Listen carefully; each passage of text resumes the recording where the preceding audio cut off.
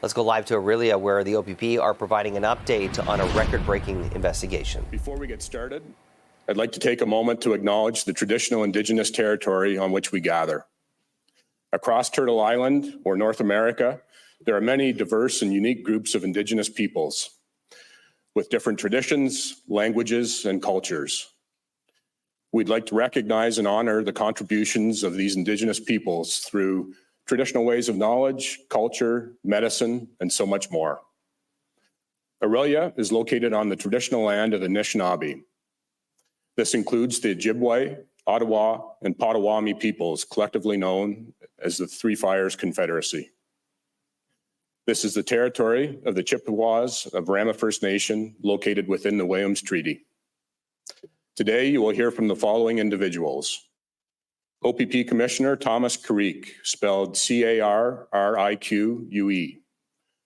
OPP Deputy Commissioner Marty Cairns, spelled K-E-A-R-N-S, of the Investigation and Organized Crime Command. OPP Detective Inspector Lee Fulford, spelled F-U-L-F-O-R-D, Commander of the Provincial Weapons Enforcement Unit. Special Agent in Charge Matthew J. Scarpino, spelled S-C-A-R-P-I-N-O, who is a member of the Homeland Security Investigations Border Enforcement Security Task Force in Buffalo. Also with us today is Brian Berryman, Assistant Country Attaché of the Bureau of Alcohol, Tobacco, Firearms, and Explosives. Once we conclude prepared remarks, there will be opportunities for live Q&A with media partners present here today. Following the conclusion of this event, there will also be opportunities for one-on-one interviews and photographs with these speakers. At this time, I'd like to introduce our first speaker, Commissioner Thomas Carrique. Thank you very much, Chief, and good morning. Thank you to everyone joining us for this important announcement, highlighting some incredible police work done by the Provincial Weapons Enforcement Unit, the U.S. Bureau of Alcohol, Tobacco, Firearms, and Explosives, and U.S. Homeland Security investigations. Before you, you see just some of what could have been circulating in communities across Ontario. A significant seizure of dangerous and illegal firearms. Illegal firearms like these are used in violent crimes such as robberies, carjackings, home invasions, intimidation, extortion, and homicides. Some of the firearms you see before you were in the hands of offenders previously convicted of violent offenses and subjected to lifetime firearms prohibitions. They have been charged accordingly and are currently detained in custody. Not only do firearms pose a substantial danger to the public, they also pose an imminent risk to the safety of our officers. The success of this complex, multi-jurisdictional, and transnational investigation is a result of well-established partnerships and the cumulative efforts of dedicated and highly skilled investigators. I am grateful to all of the involved law enforcement personnel from the OPP-led Joint Forces, Provincial Weapons Enforcement Unit, the U.S. Bureau of Alcohol, Tobacco, Firearms, and Explosives, and U.S. Homeland Security investigations for their expertise and unwavering commitment to public safety. This seizure reinforces the benefits of law enforcement agencies working seamlessly and collaboratively, regardless of jurisdiction, to identify and apprehend those responsible for crimes that threaten our safety, our security, and our quality of life. This is especially critical when investigating offenders who are attempting to smuggle illegal firearms across the border from the United States into Canada. Today, Ontario is safer because of these collective efforts. Thank you.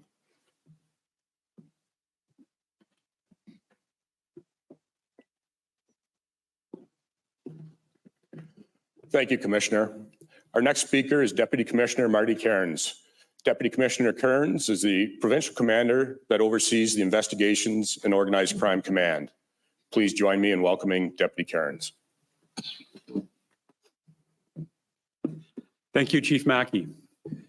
This investigation, dubbed Project Saxum, resulted in the seizure of 274 illegal firearms, 106 of which were seized in Ontario.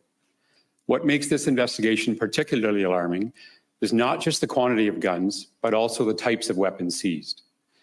This is the largest seizure of handguns and assault-style rifles in the history of this province. Some of the firearms seized are weapons that have been modified to fire several rounds with a single pull of the trigger. Many of these guns were seized along with extended firearm magazines. I am proud of the work that was done to seize the illegal firearms and illicit drugs that you see before you here today. I would also like to recognize the efforts of Detective Inspector Fulford, who is the case manager for Project Saxum. To everyone who played a role in bringing these accused to justice, I would like to personally express my appreciation. As a result of the collaborative efforts of the Provincial Weapons Enforcement Unit, Homeland Security Investigations, and the Bureau of Alcohol, Tobacco, Firearms, and Explosives, 279 charges have been laid. We will continue to work seamlessly with municipal, provincial, international, and national partners to target those trafficking in illegal firearms. Thank you.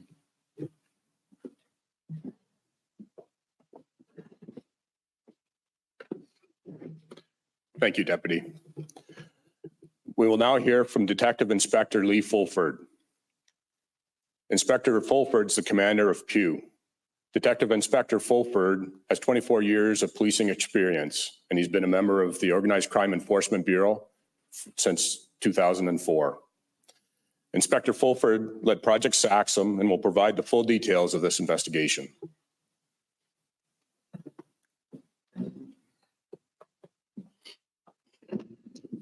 Thank you, Chief. Hello and good morning. In early 2023, HSI and Pew commenced an investigation into two individuals who were seeking to traffic firearms in the Greater Toronto Area. Project Saxum was initiated by Pew in Ontario with support from HSI and the U.S. Bureau of Alcohol, Tobacco, Firearms, and Explosives, otherwise known as the ATF.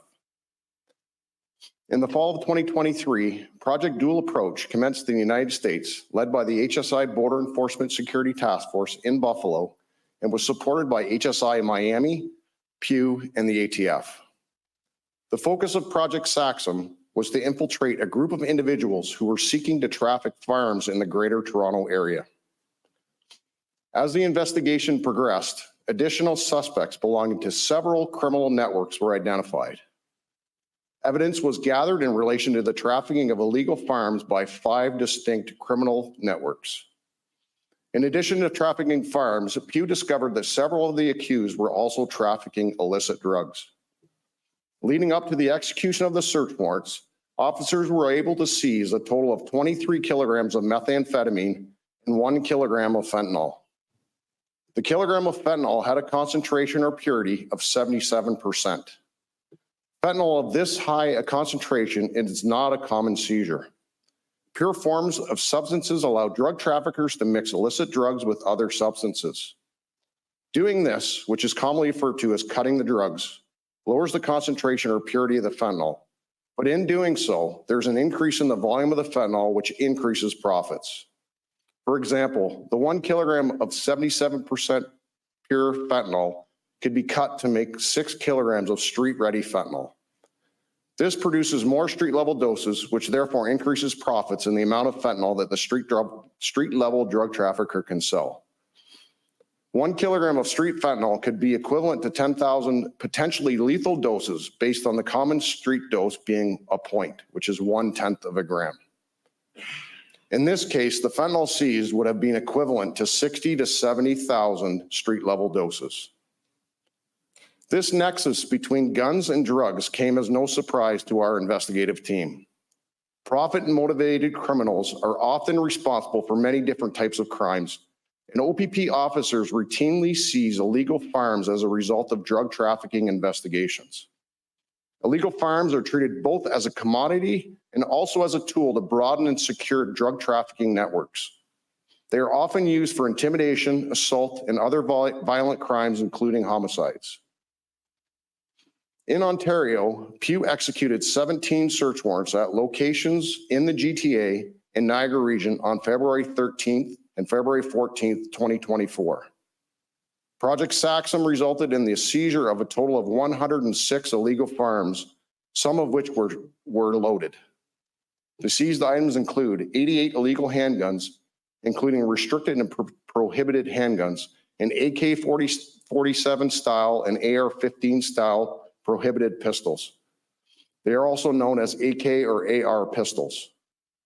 This also includes 2 restricted handguns that had been fully converted to fire automatic rounds. There was 18 long guns, which includes non-restricted, restricted, and prohibited rifles, and 1 shotgun. There were 118 prohibited devices. This includes 1 silencer, 1 conducted energy weapon, 20 brass knuckles, 22 prohibited knives, and 74 prohibited firearms magazines. One of the magazines shown here is considered a drum magazine. It contains over 50 rounds of ammunition. And other overcapacity magazines that have the ability to hold between 1 and 31 rounds of ammunition. There was approximately 1,700 rounds of ammunition seized, 23 kilograms of methamphetamine, more than 1 kilogram of high potency fentanyl, 688 suspected fentanyl pills, 1.3 kilograms of suspected cocaine, 197 grams of suspected heroin, 877 prescription opioid pills, 280 grams of suspected psilocybin, also known as magic mushrooms, 432 grams of an unknown substance, $63,000 in Canadian currency, and approximately $5,000 in United States currency. The majority of these seized illegal firearms originated from the United States. What was alarming was the speed at which the firearms would be resold after entering the province. Our investigation revealed that the firearms suppliers would obtain lists of available firearms for sale. Within days or even sometimes hours, all of the illegal firearms would be sold.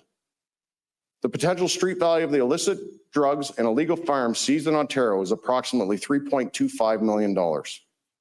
This investigation resulted in 16 arrests in Ontario. Eric Robinson, 35 of St. Catharines, is currently wanted in connection with this investigation.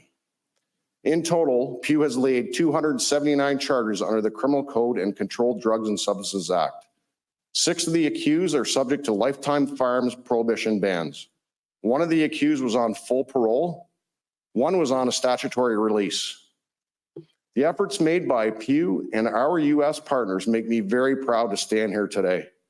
I would like to thank the 12 police services that are part of Pew, including the Akwesasne Mohawk Police Service, Cornwall Police Service, Durham Regional Police Service, Hamilton Police Service, Kingston Police Service, London Police Service, Niagara Regional Police Service, Ottawa Police Service, Peel Regional Police, the Sûreté de Québec, Windsor Police Service, and New York Regional Police. In particular, I would like to thank the members of Durham Regional Police Service, Hamilton Police Service, Niagara Regional Police Service, York Regional Police Service, and Peel Regional Police, whose members played an integral role in this investigation. Because of your dedication and resilience, we have been able to strengthen the borders and curb the deadly supply of drugs and weapons entering our communities.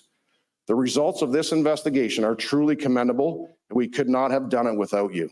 Thank you. Pew will continue to pursue anyone involved in the trafficking of illegal weapons in this province. We are actively targeting groups who are involved in illegal cross-border smuggling. They will be held accountable to the fullest extent of the law. Thank you.